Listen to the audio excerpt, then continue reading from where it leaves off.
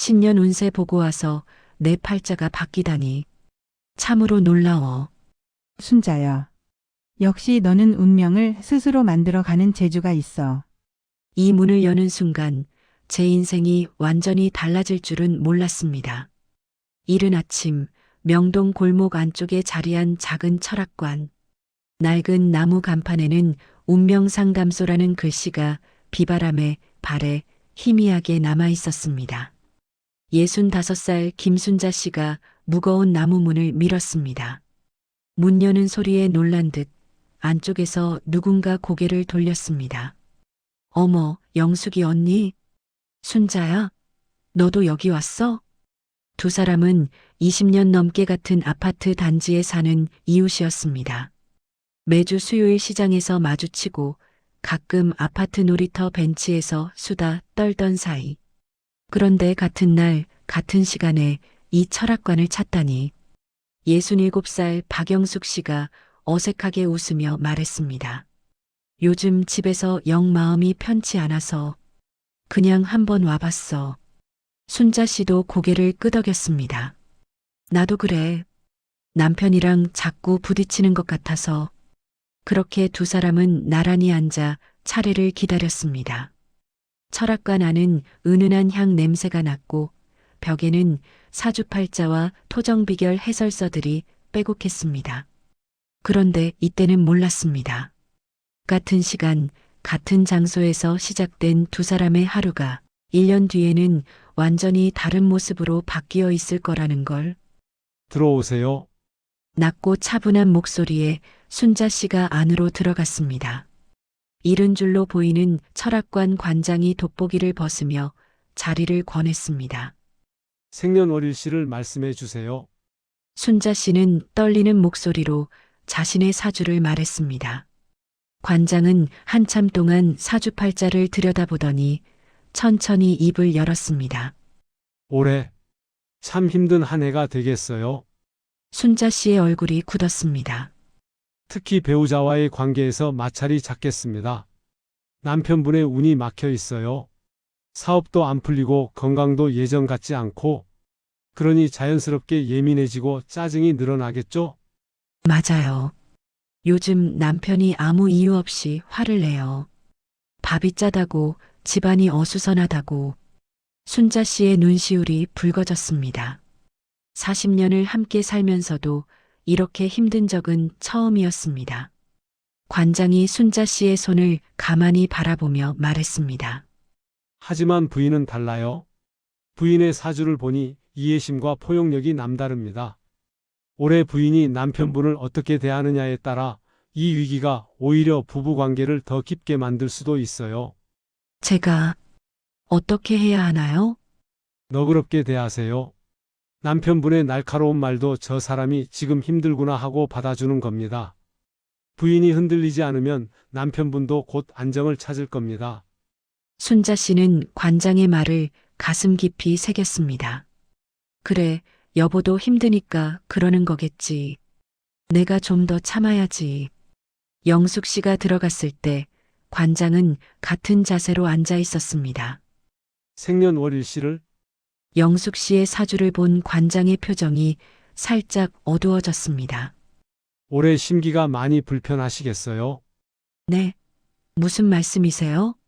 사주를 보니 올해 화기가 너무 강합니다.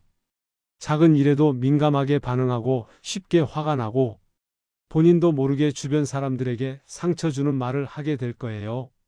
영숙 씨가 발끈했습니다. 저는 원래 그런 사람 아니에요. 괜히 사람 기분 나쁘게 하시네요. 관장은 조용히 고개를 저었습니다. 기분 나쁘라고 하는 말이 아닙니다. 경고예요. 지금부터라도 자중하셔야 합니다. 말 한마디 한마디를 조심하고 감정을 다스리는 연습을 하세요. 그렇지 않으면 뭐요? 주변 사람들이 하나둘 떠날 겁니다. 가족도 친구도. 영숙 씨는 코웃음을 쳤습니다. 무슨 협박이야 이게. 돈 5만 원이나 내고 이딴 소리나 들으려고. 알겠습니다. 영숙 씨는 대충 대답하고 밖으로 나왔습니다. 밖에서 기다리던 순자 씨가 물었습니다. 언니, 어떻게 나왔어? 에이, 별거 아니야. 그냥 운수 좋다고 하더라. 순자야, 너는? 순자 씨는 관장이 해준 말을 곱씹으며 조용히 대답했습니다. 나도 좋은 얘기 들었어. 그렇게 두 사람은 철학관 문을 나섰습니다. 하지만 그날 이후 두 사람의 삶은 전혀 다른 방향으로 흘러가기 시작했습니다. 그날 저녁 순자 씨가 집에 들어서자마자 남편 목소리가 들렸습니다. 여보, 어디 갔다 왔어? 저녁은 뭐야? 여느 때 같았으면 내가 뭐 집순이야? 나도 나가서 볼 일 있다고 대꾸했을 겁니다. 하지만 순자 씨는 철학관 관장의 말을 떠올렸습니다. 너그럽게 대하세요. 장 보러 갔다 왔어요. 당신 좋아하는 삼겹살 구워드릴게요. 그래. 남편의 표정이 조금 풀렸습니다. 며칠 뒤 남편이 또 짜증을 냈습니다. 이 집은 왜 이렇게 어지럽냐? 신문도 여기저기 널려 있고 예전 같으면 당신이 치우지 그래요. 라고 받아쳤을 겁니다. 하지만 순자 씨는 심호흡을 했습니다. 미안해요. 오늘 좀 정신없었네요. 지금 바로 치울게요. 아니, 괜찮아. 내가 치울게. 신기하게도 남편이 먼저 신문을 정리했습니다. 일주일이 지났습니다. 남편이 저녁 식사 후 말을 꺼냈습니다. 여보, 응? 요즘 내가 좀 예민했지? 미안해. 순자 씨의 눈이 커졌습니다. 40년 결혼 생활에서 남편이 먼저 사과한 건 손에 꼽을 정도였습니다. 무슨 일 있어요? 사실은 회사에서 명예퇴직 얘기가 나왔어. 나이가 나이니까. 그런데 아직 딸들 결혼도 안 했는데 앞으로 뭘 먹고 살까 싶어서 머리가 복잡했어. 그제야 순자 씨는 남편의 무거운 마음을 이해했습니다. 당신 혼자 걱정했구나. 나도 파트타임이라도 알아볼게요. 우리 함께 해결해봐요. 그날 밤 40년 만에 남편이 순자 씨 손을 잡았습니다. 당신이 있어서 다행이야. 순자 씨는 그날 밤 눈물을 흘렸습니다. 철학관 관장의 말이 맞았습니다. 자신이 흔들리지 않으니 남편도 마음을 열기 시작한 것입니다. 같은 시기 영숙 씨의 집은 정반대였습니다. 아니, 김치가 왜 이렇게 싱거워? 남편의 불평에 영숙 씨가 쏘아붙였습니다. 마음에 안 들면 당신이 담가요. 60 넘어서 김치 하나 못 담그면서. 뭐, 지금 말대꾸야? 말대꾸가 아니라 사실이잖아요. 맨날 이것저것 트집만 잡고. 부부싸움은 점점 격해졌습니다. 며칠 뒤 며느리가 집에 왔습니다. 엄마, 제가 시간이 없어서요. 아이들 좀 봐주실 수 있으세요? 왜 맨날 나한테만 아이를 맡기려고 그래? 너네 친정엄마는 뭐하고? 며느리의 얼굴이 굳었습니다. 친정엄마는 지방에 계시잖아요. 그럼 친정 가서 맡기든가. 나도 내 생활이 있다고. 며느리는 아이들 손을 잡고 조용히 나갔습니다. 돌아서는 며느리의 뒷모습이 왠지 쓸쓸해 보였지만 영숙 씨는 신경 쓰지 않았습니다. 내가 뭐 아이 봐주는 기계야? 다음 날 시장에서 오랜 친구 정순 씨를 만났습니다. 영수가 요즘 어때? 에휴, 그냥저냥. 너는? 나는 요즘 딸이랑 같이 여행 계획 중이야. 제주도 가려고. 뭐? 딸이랑 여행? 요즘 젊은 것들이 부모랑 여행 갈 시간이 어딨어? 너희 딸 잘난 척하는 거 아니야? 정순 씨의 표정이 굳었습니다. 뭐가 잘난 척이야? 그냥 효도 여행이라고. 에이, 괜히 SNS에 올리려고 그러는 거지. 요즘 애들 다 그래. 정순 씨는 더 이상 대꾸하지 않았습니다. 어색한 침묵이 흐른 뒤 정순 씨가 먼저 자리를 떴습니다. 나 먼저 갈게. 영숙 씨는 혼자 중얼거렸습니다. 뭐야, 왜 저래? 2달이 흘렀습니다. 순자 씨네 집은 점점 화목해졌습니다. 남편은 새로운 일자리를 알아보기 시작했고 순자 씨도 지역 아동센터에서 봉사활동을 시작했습니다. 어느 날 저녁 큰딸이 집에 들렀습니다. 엄마, 아빠, 요즘 두 분 사이 좋아 보여요. 그래. 후후, 나이 먹으니까 서로 이해하게 되더라. 예전에는 맨날 티격태격 하셨잖아요. 뭔가 비결 있어요? 순자 씨는 철학관에서 들었던 말을 떠올렸습니다. 비결이라기보다는 서로 힘든 걸 이해하려고 노력하는 거지. 아빠도 힘들고, 나도 힘들고, 그걸 서로 알아주는 거야. 큰딸이 순자 씨를 꼭 안았습니다. 우리 엄마 멋있어. 반면 영숙 씨네 집은 점점 냉랭해졌습니다. 아들이 며칠 연락이 없다가 문자를 보냈습니다. 엄마, 이번 주말은 바빠서 못 갈 것 같아요. 뭐가 바빠? 일주일에 한 번도 못 와?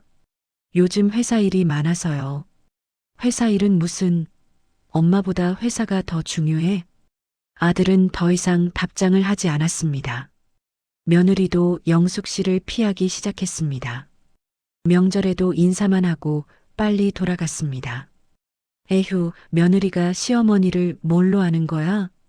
남편이 한숨을 쉬었습니다. 당신이 너무 심하게 대해서 그래. 며느리가 아이들 봐달라고 했을 때 그렇게까지 말할 필요 있었어? 뭐, 당신도 이제 며느리 편 들어? 편을 드는 게 아니라 당신 요즘 말이 너무 거칠어. 말이 거칠긴. 내가 사실대로 말하는 거지. 부부 사이는 더 이상 회복되지 않았습니다. 6달이 지났습니다. 순자 씨는 매주 남편과 함께 공원을 산책했습니다. 남편은 지역 노인복지관에서 일자리를 구했고 순자 씨는 손주들과 즐거운 시간을 보냈습니다. 어느 날 큰딸이 말했습니다. 엄마, 이번 여름휴가 때 가족여행 갈까요? 동생이랑 동생 가족도 함께요. 정말? 다 같이? 네, 오랜만에 온 가족이 함께 여행 가요. 순자 씨는 행복했습니다. 1년 전만 해도 남편과 매일 싸우던 자신이 지금은 이렇게 화목한 가족과 함께 있다는 게 신기했습니다. 그때 철학관에서 들었던 말대로 했더니 정말 달라졌어. 하지만 영숙 씨의 상황은 정반대였습니다. 아들은 한 달에 한 번 전화도 하지 않았습니다. 며느리는 명절에도 얼굴을 비추지 않았습니다. 시장에서 마주치던 친구들도 영숙 씨를 피했습니다. 왜 다들 나를 피하는 거야? 영숙 씨는 이해할 수 없었습니다. 자신은 변한 게 없는데 왜 주변 사람들이 떠나는 걸까요? 어느 날 영숙 씨는 아파트 놀이터에서 순자 씨를 우연히 만났습니다. 순자야. 순자 씨가 반갑게 손을 흔들었습니다. 언니, 오랜만이에요. 그러게. 요즘 잘 지내? 네, 저는 잘 지내요. 언니는요? 영숙 씨는 대답하기가 어려웠습니다. 나는 그냥 그래. 무슨 일 있어요? 아니, 그냥 요즘 집안 분위기가 좀 그래. 순자 씨는 영숙 씨의 손을 잡았습니다. 언니, 혹시 그때 철학관에서 무슨 말 들었어요? 별거 없었어. 그냥 운수 좋다고 했어. 순자 씨는 고개를 가로저었습니다. 언니, 나는 그때 진짜 좋은 조언을 들었어요. 남편이 힘들 때 이해하고 너그럽게 대하라고. 처음에는 어려웠는데 그렇게 하니까 정말 우리 관계가 좋아졌어요. 영숙 씨는 그제야 떠올렸습니다. 철학관 관장이 했던 말. 자중하세요. 말을 조심하고 감정을 다스리세요. 그렇지 않으면 주변 사람들이 떠날 겁니다. 영숙 씨는 그날 밤 잠을 이룰 수 없었습니다. 명절이 다가왔습니다. 순자 씨네 집은 온 가족이 모였습니다. 아들, 딸, 며느리, 사위, 손주들까지. 집안은 웃음소리로 가득했습니다. 엄마, 고기 더 구울게요. 할머니, 저 배고파요. 어머니, 제가 설거지 할게요. 순자 씨는 부엌에서 행복한 표정으로 음식을 준비했습니다. 남편이 다가와 조용히 말했습니다. 여보, 고맙소. 뭐가요? 올해 내가 힘들 때 당신이 참아줘서 덕분에 우리 가족이 이렇게 화목해졌소. 순자 씨는 남편의 손을 잡았습니다. 우리 이제 늙었잖아요. 서로 의지하며 살아야죠. 같은 시간 영숙 씨네 집은 텅 비어 있었습니다. 아들은 처가에 간다고 했고 남편은 친구들과 골프를 간다고 아침 일찍 나갔습니다. 영숙 씨는 혼자 거실 소파에 앉아 있었습니다. TV에서는 명절 특집 프로그램이 나왔지만 전혀 귀에 들어오지 않았습니다. 어쩌다가 이렇게 된 걸까? 영숙 씨는 지난 1년을 되돌아봤습니다. 남편에게 쏟아냈던 날카로운 말들, 며느리를 밀어냈던 차가운 태도, 친구들에게 했던 비아냥거림, 모든 게 선명하게 떠올랐습니다. 내가 잘못했구나. 영숙 씨는 그제야 깨달았습니다. 철학관 관장의 말이 맞았습니다. 자신의 감정을 다스리지 못한 결과 모든 사람이 떠났습니다. 영숙 씨는 핸드폰을 꺼내 아들에게 전화를 걸었습니다. 여보세요? 엄마가 미안하다. 그동안 너희 아내한테 너무 심하게 했어. 이번 명절에는 우리 집에 올 수 없겠니? 엄마가 맛있는 거 많이 해놓을게. 아들의 목소리는 차가웠습니다. 엄마, 이미 약속 다 했어요. 그리고 사실 저희도 엄마 집 가기가 좀 부담스러워요. 그래, 알았어. 전화를 끄는 영숙 씨는 한참을 그 자리에 앉아 있었습니다. 텅 빈 집, 울리지 않는 전화, 오지 않는 손님들, 모든 게 자신이 만든 결과였습니다. 1년이 흘렀습니다. 어느 봄날 순자 씨는 남편과 함께 명동 거리를 걷고 있었습니다. 그때 익숙한 간판이 눈에 들어왔습니다. 여보, 저기 철학관이네. 우리 1년 전에 거기 갔었잖아요. 아, 맞네. 그때 당신이 들었던 얘기 덕분에 우리 잘 지냈지. 두 사람은 자연스럽게 철학관 앞으로 걸어갔습니다.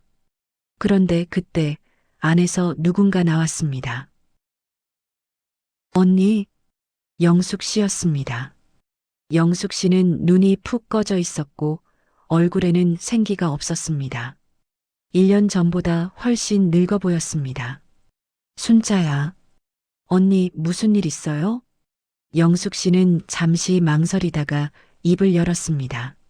나 1년 전에 여기서 조언을 들었는데 무시했어.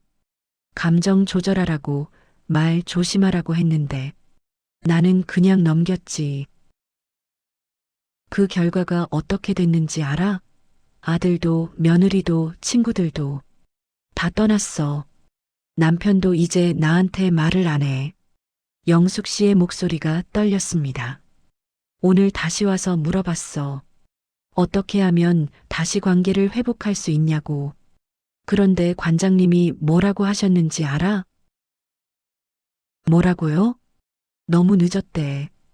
이미 상처를 너무 많이 줬고 사람들 마음속에서 나는 피하고 싶은 사람이 돼버렸대. 지금부터라도 바꾸면 몇 년 후에는 달라질 수도 있지만 쉽지 않을 거래. 순자 씨는 영숙 씨의 손을 잡았습니다. 언니, 그래도 지금이라도 바꾸면 되잖아요. 이미 늦었어. 순자야, 너는 그때 관장님 말 잘 들었구나. 너는 현명했어. 영숙 씨는 고개를 숙인 채 천천히 걸어갔습니다. 순자 씨는 그 뒷모습을 바라보며 가슴이 먹먹했습니다. 순자 씨와 남편은 철학관 안으로 들어갔습니다. 관장은 그들을 기억하고 있었습니다.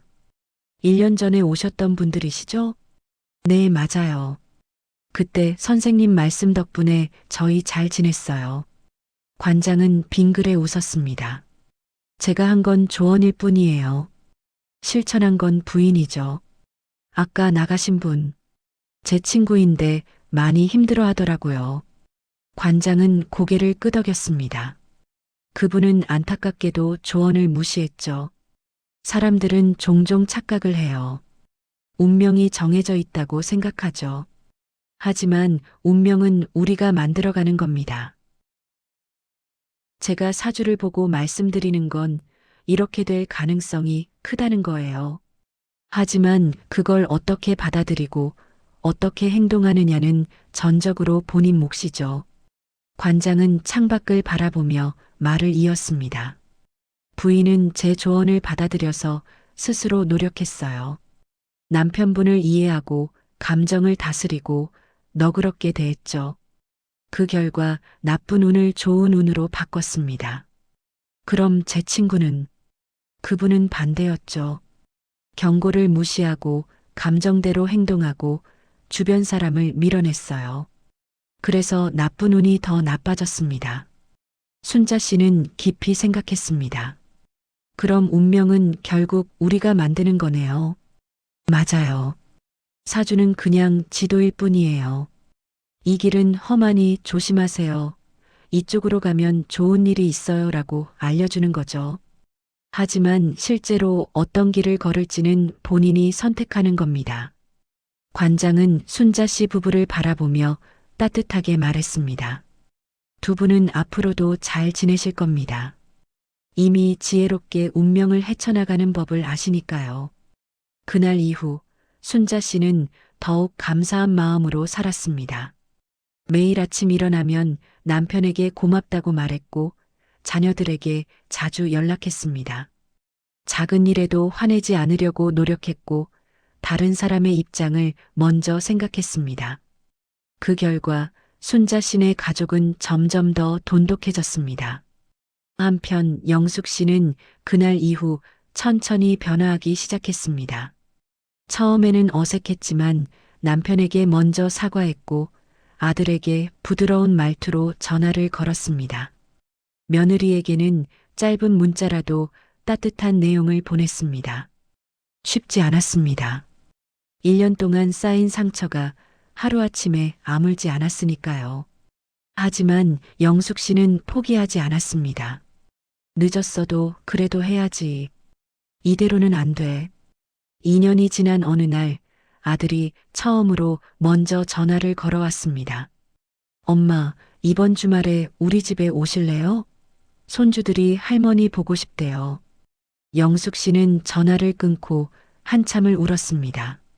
늦었지만 그래도 관계는 조금씩 회복되고 있었습니다.